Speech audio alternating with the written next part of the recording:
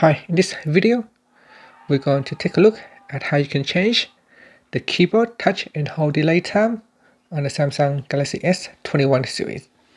First, tap on the home key to go back to your home screen. Then swipe down at the top and tap on the settings button. Next, go down and tap on general management. Then tap on Samsung keyboard settings. Now go down and tap on swipe, touch and feedback.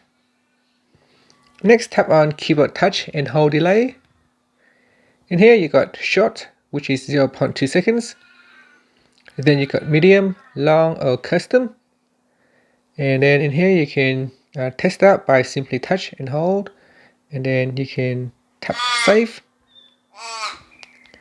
And so that is your own custom touch and hold time. Or you can choose a medium. And that's it. Finally, you can tap on the home key to go back to your home screen.